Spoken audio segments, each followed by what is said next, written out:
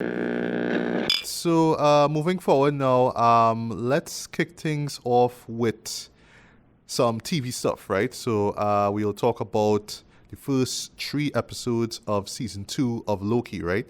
Some critics got to see the first 4 before this season officially dropped. I mean, lucky y'all, lucky y'all. So everybody else has to see Do it it week by weekly, week. which is fine, which is fine. But I just find it so weird, and we talked about this before. Actually, all of us, when we last met, spoke about this.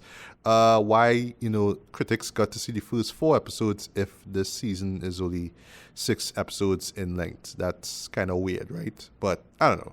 It kind of reminds me of Peacemaker from last year, where some critics, saw the first 9 episodes, I believe it was, and then they just basically had to wait until the 10th one dropped, and then they just gave the final verdict on the entire season. That's Right. kind of weird, right? Whatever.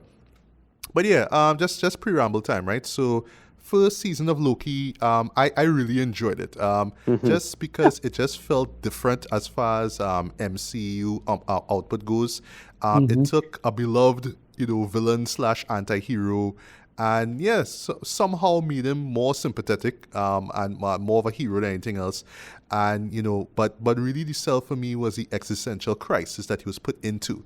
When we first saw Loki in a little film called The Avengers, it was like, who's this cocky bastard, talking about, human beings and they're ants and all that kind of stuff, right? And there's that famous line with from Nick Fury, ant boot, that, right? But just taking him out of his element and pretty much showing him, yeah, at the end of the day, you're in this context, you are insignificant. Like in this whole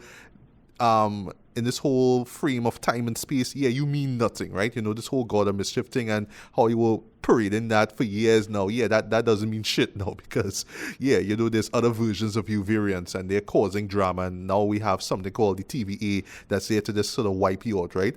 And it was just, Loki, played excellently once again by Tom Hiddleston, just kind of coming to terms with his own identity in more ways than one, right?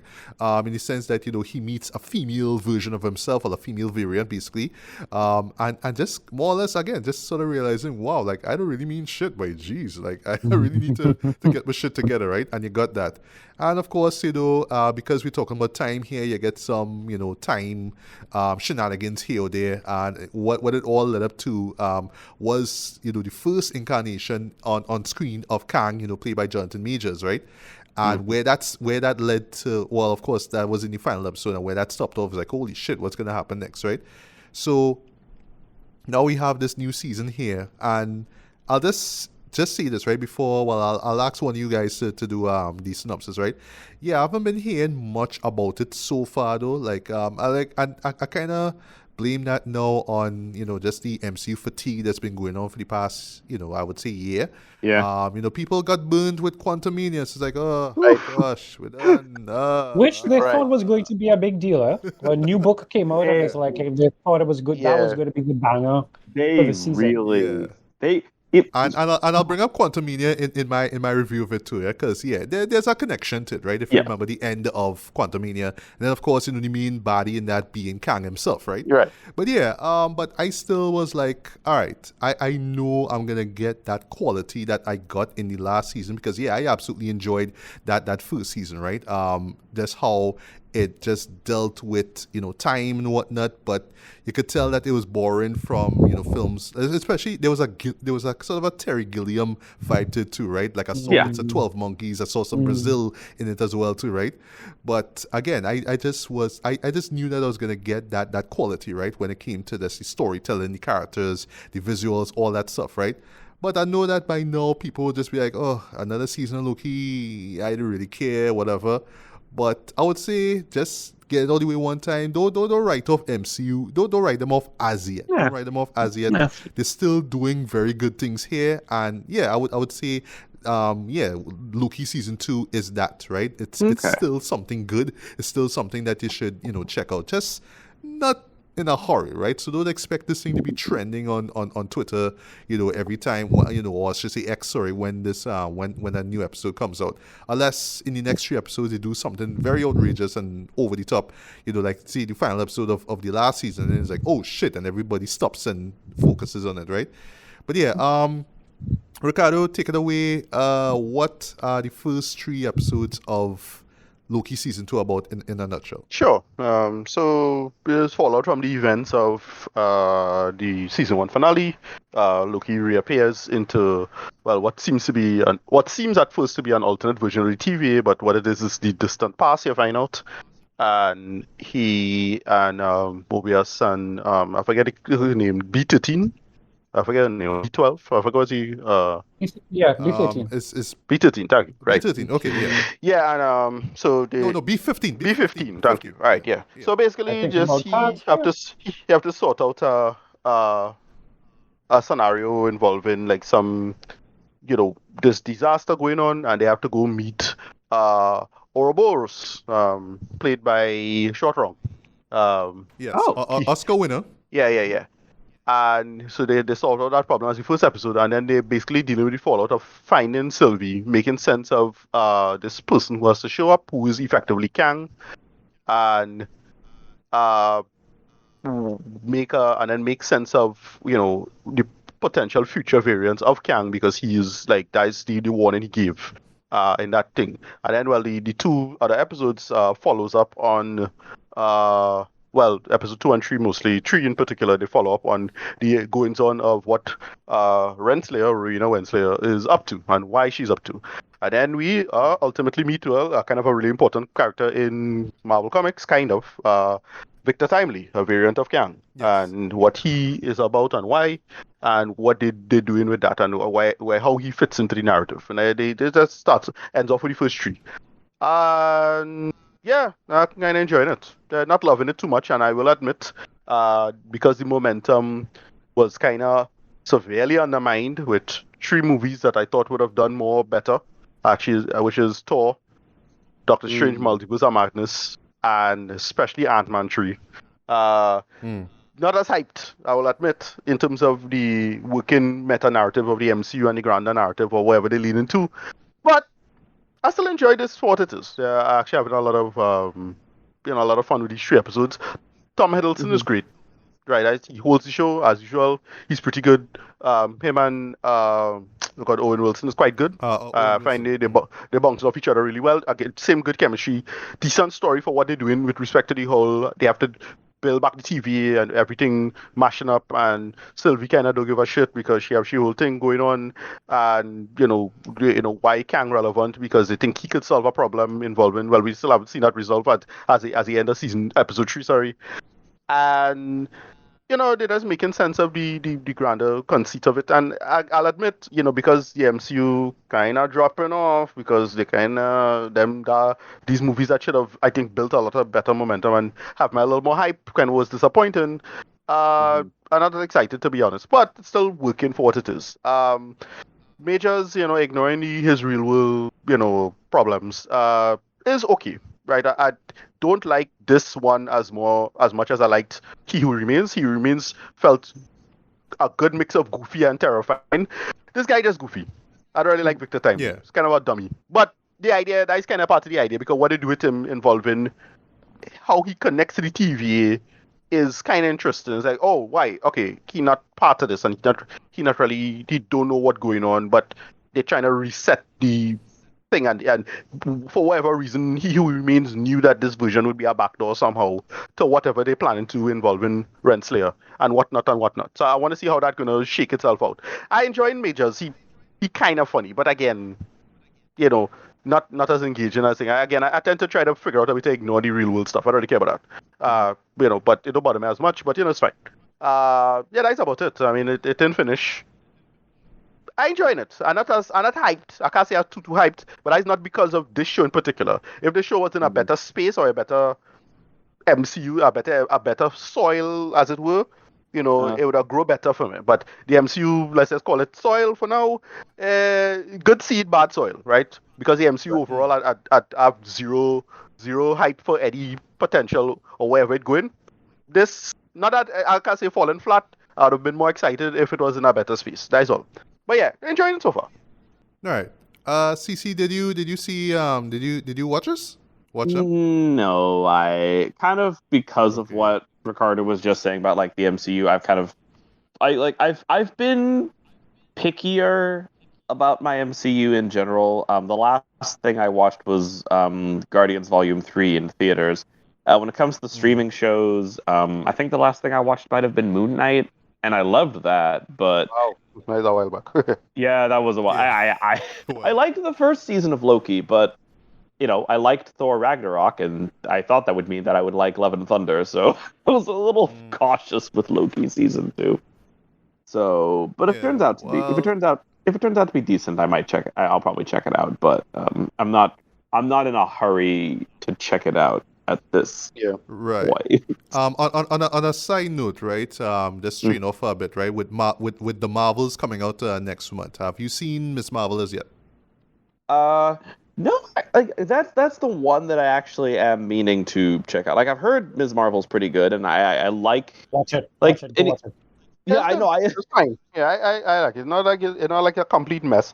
I don't love it, but yeah, you should watch I it. It's fine. enjoyed it. Yeah. Yeah. I could understand. I could understand why people would like it. It's fine. Yeah, it seems to be a lot of fun. I was very concerned when I don't know if it was. I know Tracy was good enough to share this, but there was that article that kind of went into why the Marvel shows in particular have been struggling, in particular with a lot of the behind the scenes stuff, and that actually kind of made me even more worried about how Loki season 2 is going to turn out. But no, I'll definitely check out Miss Marvel. I ironically don't know if I'm planning to check out the Marvels at this point. I'm not sure yet. I haven't. I will. Cause it's Okay. My fear before we move back into Loki is the runtime. Right. That's my fear. That's my fear. What is I know the it's gonna entertain, but actually it's gonna be the shortest of all the MCU movies we've gotten so far. That has me a Seriously? little concerned. Okay. I'm a little worried about that. Yeah, I don't know. Ooh. But you know what? Well, I'll save my review of the first 3 episodes of Loki. Just get back in it. Season 2 for last. So Tracy, your thoughts on what's going on so far on this show? Okay. Well, before I even go there, let me just remind everyone that Master Feige has threatened everyone by explaining that they've only, after 38 projects or thereabouts, they've only scratched the surface. Remember, Marvel is a 80-plus year company, so get ready. And I use the word threaten. Get ready for that. I feel like, the thing for me is, and this is how I view it. Marvel Studios television projects or streaming projects, it tends to pull me a little bit more than the films of late because you're not necessarily sure what you're going in to see. Now, let me tell you, I'm going to still go and thoroughly enjoy myself. I am very much ready to see the Marvels, primarily to see Kamala's point of view. Okay. Yes. How she's going to interact, because I mean Captain Marvel is like her thing. So in terms of the TV shows, how they operate, it tends to pull you in a little bit more. I tend to like that a great deal. And when Marvel does weird in TV, they tend to get me a lot happier. So like WandaVision, Miss Marvel, and of course Loki, or as I have it scribbled down here, American Doctor Who. Yes. Oh my God. That's what it is. I feel like season 2 really leaned into the idea. Like, I mean, listening to Natalie Holt's music, even more now, it feels more pronounced. Seeing him move with Mobius, throughout the whole thing, I was like, okay, so one could argue that Kang is Rassillion and the TVA is Gallifrey, and of course he is 10 because he has big David Tennant energy in terms of how Loki is operating. So that is American Doctor Who. I'm very much enjoying. I am enjoying season 2. I almost said season 3. Season 2 of Loki right now. I think, the problem, the way how I have it scribbled here is the problem of free will kick their collective asses for this season, because that's Right. what you have. Now that you've killed this guy who he himself has said, you don't just have one devil, you're going to have a whole bunch of devils to deal with. And now you can choose whether to prune or not to prune. What do you do then? And people just go bonkers. You see, one part of the TVA is like, prune all the damn branches and let's get back to the work. You have another, Right. you have Mobius and his little friends, Loki, Mobius, and his little friends who are like, we need to save people and stop all the variants. And then, funny enough, I will say this in terms of Quantum Mania. It goes back to like what Scott was feeling at the end of Quantum Mania when Scott was walking through Right. San Francisco, and then he suddenly One remembered. good part of that movie. Hear my Yeah. thing. Yeah. This is on a side, but hear my random thing. I feel like Quantum Mania gets a little bit more of a bad rep, and I feel like Quantum Mania could have gotten rid of the whole God, what's his name? The big head now. I can't remember his actual name. MODOK, yeah. That whole MODOK Yeah. storyline would have, if they had trimmed it down or gotten rid of it completely and just focused on the idea of Janet and Kang and Scott, and even the idea of Scott coming back. Scott didn't have to come back. You could have set up Young Avengers right there by having Scott stay in the quantum realm, and now Cassie has to go and find him, and she joins up with other heroes. But moving back to Loki, because we know all of those things are going to come into play later on. Right. I'm kind of really digging how it plays out. Episode 1 was like a solid start. You got to see, the after effects of it. I thought they resolved the time issue with Loki's skin a little too quickly, but I'm still down for that.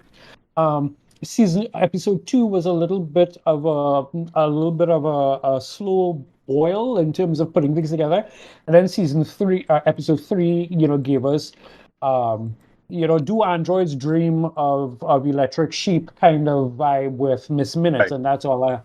Yeah, the dong bad robot. Oh no. It's like listen, I will throw this out without giving any kind of spoilers.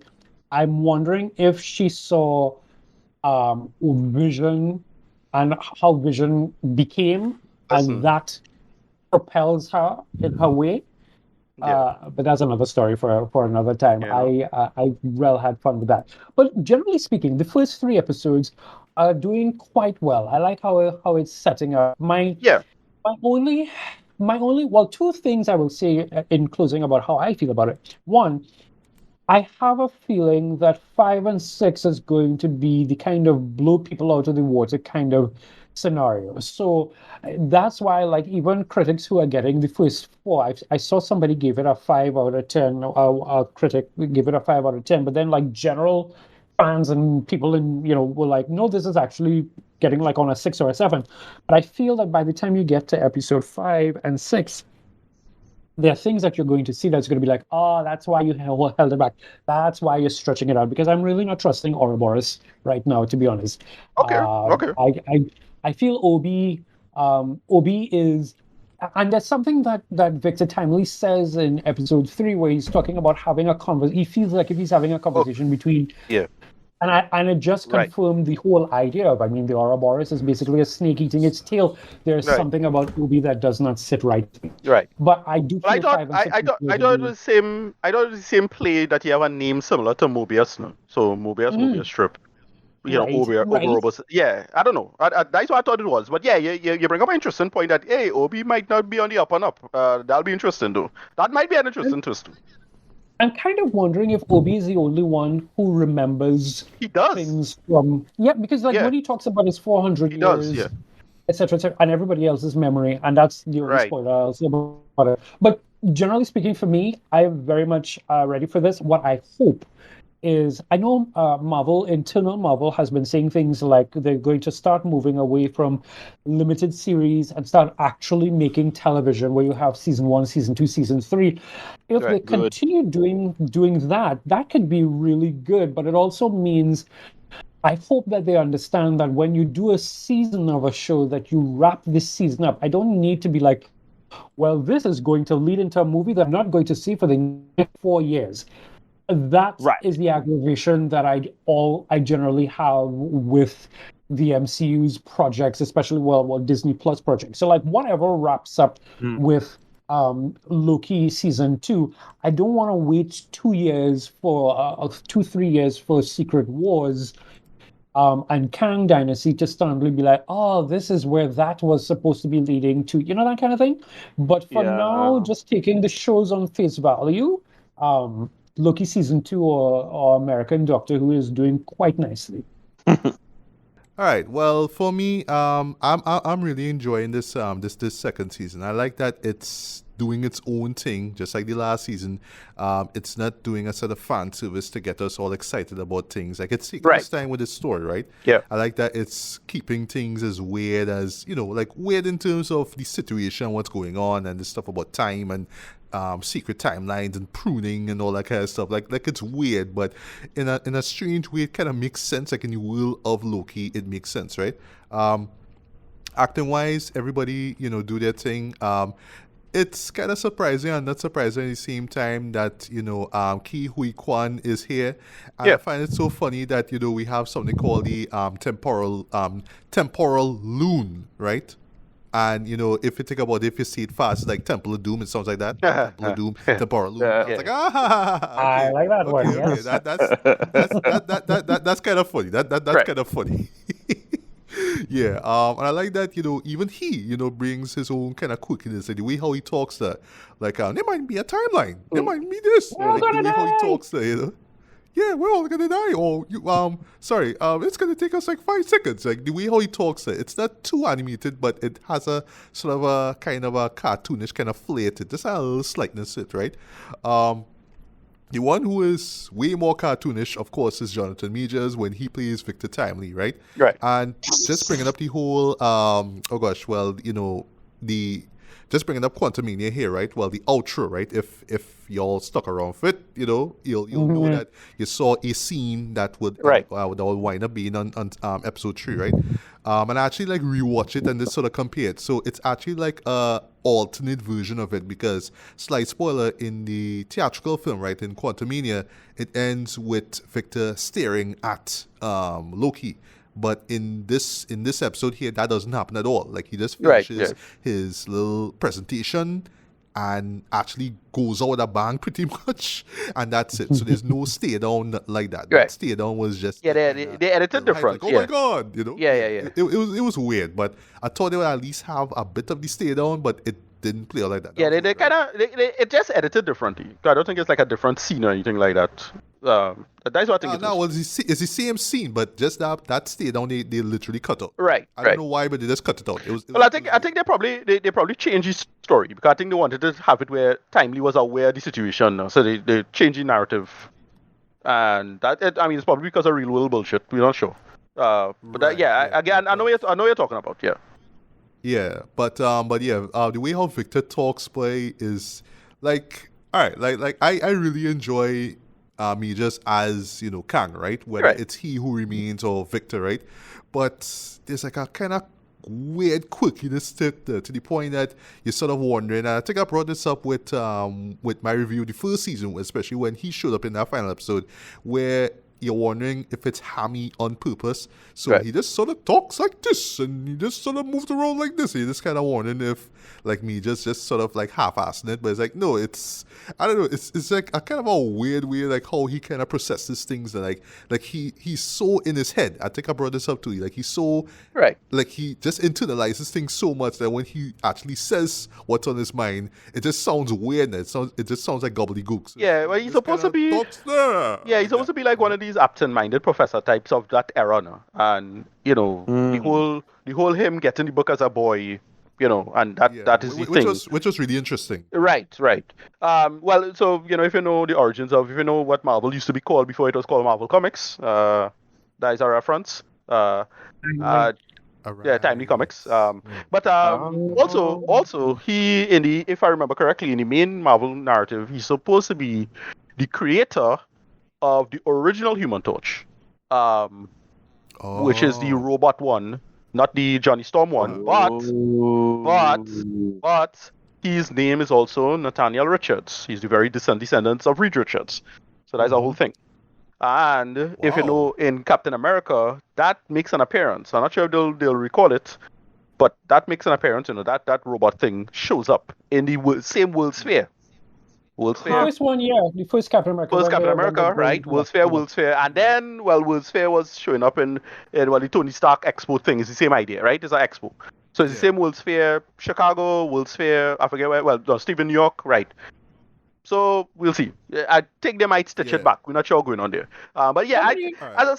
as I say, but that's my last point. You know, I think yeah, as you say, they leave the best for last. Matter of fact, they leave 2 episodes, which is kind of weird. They leave 2 episodes kind of blank. That means the 2 episodes probably is a big deal, and might probably kick off what's going on with this Secret Wars, Kang Wars bullshit going on. Because I hope they make it thing. I have no idea what the real world scenario, because you know they might have to jettison Majors if Bush come to shove. Not sure, but they don't seem to be doing that. I mean, if that was the case, they'd probably do it by now. I'm not sure. Yes. But you know, as I say, the way how things looking is like, yeah, that last 2 episodes might be the real thing. So I hype for that. We'll see. Yeah, me too. I was actually surprised that Rafael Casal was in this too. If you Right. remember, he is from, Blind Spotting, i.e. one of my top 10 favorite movies of the past decade. Yeah, And also yeah. the spin-off series, which I absolutely love. The 2nd season dropped this year, right? Yeah, he plays Hunter X5. I'm like, hey, Yeah, Rafael, get in. That scene Oh, when the scene when the 2 of them in the second episode is quite good. Yeah, With the Brad. torture Yes. Where he's in all right. Well, basically he assumes this identity of this Hollywood actor. Yeah. There's a great interrogation scene involving him and Mobius and Loki. That was Yeah. good. Especially Tom's performance in that is like Yeah. wow, like you really felt it, right? And I like how Hunter was he kept pushing him. He just pushes his buttons. But there's a moment near the end of that episode, which I won't spoil now, where you really see like, oh my god, I should really fear this guy, right? But yeah, it works. And I also like what they do with Sylvie here, where she just like, fed up on this whole TVA shit. She just want to live and she want to work at McDonald's because that's where she ends up. That was really interesting. But Like 80s the moment she McDonald's. realizes that, Yeah. there's variants of, the moment she realizes that there's variants of Kang alive, she will show up with she machete. Right, and pick him off, right. Chop this guy down. Yeah. There's a moment where it happens in the 3rd episode where it was like, all right, like Rel, like she just sort of shows up like, oh, okay, how you know it was here? But again, it's time stuff, right? It's one of those kind of things. I put that down to her having He Who Remains is tempad, because it was his tempad that she would have. So that might give her a little bit more of an edge, but Right. Yeah. Right. A few things for you. Still enjoying the visuals for this show. Again, you could tell that it's pulling from Terry Gilliam, right? Especially like Brazil and 12 Monkeys. That sort of weird aesthetic, right? I just love how it just embraces its own weirdness. It's just like, it's time stuff, and like normally you really shouldn't understand any of this, but if you're like really kind of, I don't know, like this sort of think about it a little bit, it kind of makes sense now, you know what I mean? Right. Even though some of it will kind of fly past here, but like when you really sit down and think about it, it's like, it would make sense. And, stuff like that, kind of, Yeah, I like any side characters too, like the guy who does voice Rutherford from Lower Decks. Forget the actors. That Casey. Casey, That's yeah. He have a nice little Yeah, bit yeah. in the beginning. I like that. His relationship with Obi, I think it might be a thing. They're nerding out on. It's really a fanboy. Yeah. Right, exactly. He And is. they're He is. nerding out on the intricacies of the TVA is funny. Little stuff like that. Yeah. Miss Minutes though in the 3rd episode what they do with her was pretty interesting as well. And yeah, I do see where you mean, Tracy, with the do androids dream of electric sheep stuff. Yeah, it's like that. It's like, wow, okay, this is how real it is, miss. Okay, you know what I mean? But I love Tara Strong's voice, and that design of Miss Minutes just always makes me laugh. It's just something so cute and weird about it too, right? I even dug what they did with Rensley as well too, because I wasn't sure what they were gonna do with her, and like what the direction she was gonna take. But yeah, they actually like find a reason for her to be in this still, right? Of course, just last year, I just want to mention Hunter B15, played by Wonmi Mosaku. Still great. Just how tough and authoritative she is, right? Right. But yeah, overall, I'm really enjoying this though. But I just know for some people who just burnt out by the MCU. They just sort of was just like, all right, I don't care all this time stuff and pruning timelines. I don't care about none of this. You know, As I said, I don't blame you. Right. As I say, I think a show like this is a multiplier factor. So you have to multiply what is there. If you're not multiplying a high number, it's going to be a high number, right? Right. So that's how I think about it. Like, it's not there. So if this, because it's not meant to be, I don't get this, that this show is supposed to be a main story or anything like that. But, you know, we'll see. I'm not sure what they're doing with the MCU, to be honest. But, you know, I don't think the MCU cooked or anything like that. But, you know, it's in a weird space. And, you know, that stuff with Feige, what he said there is not reassuring at all. I am sorry. No, that is not reassuring. You don't say that shit when you're in a good space. I am sorry. That is just screams, you know, PR damage control, whatever. So much stuff coming out at the moment. So much stuff like behind the scenes stuff, and I don't know if anyone. I feel like Loki managed to avoid this problem. Maybe that's why it's been better. But it feels like even outside of television, almost every single MCU project has just been seeing this revolving door of writers and directors. Like, what rewrite number are we even on for Mahershala Ali's Blade movie at this point? Like, that's a very good question. Because that Blade movie starting to feel like some Flash bullshit now. Getting a little ridiculous. Remember the Flash had like what 4 directors or whatever it is? Yeah, that's starting to feel kind of weird because I find that going a little long now. We'll see. But that is a very good point to bring up. Mm-hmm. Yeah, but what I was gonna say about Loki now, right? And its significance in the grand scheme of things. I think, you know, because they're playing with time now, they're gonna make it like a much bigger deal. Like, you know, like what's gonna happen in the last 2 episodes is gonna affect everything going forward. Right. But that's how I felt when, you know, the finale of the first season happened. But you don't really see that because unfortunately, look at how Quantumania played out. Because I was excited as hell to see Kang, and well, Quantumania happens like, oh well, all right. Okay, but thanks for the reminder of Loki. Thanks for that, Nidhi. I really appreciate that. But it didn't really amount to anything, right? So I don't know if this season will amount to anything in the grand scheme. I don't know, but the way how the MCU is going right now, it kind of should. It should amount to something, right? Especially due to the fact that they've been hyping up this character of Kang for like about a year now. So I guess we'll see, right? But yeah, overall, enjoying it so far. I can't wait to see what we get in the last 3 episodes. It's not a show that I'm going to be like, you know, going to every single week. Well, the exception of the last 2 episodes for sure. But you know, if you don't hear any chatter about it online, well, I mean, if you look at it like, oh, well, I mean, it's not worth checking out, I would say no, actually check it out. But it's the same quality that you gotten from before. But if you just don't care, then it won't do anything for you. But if you've been enjoying it from season 1, yeah, you'll enjoy the progress of where it's at so far. Yeah. I agree. Yeah.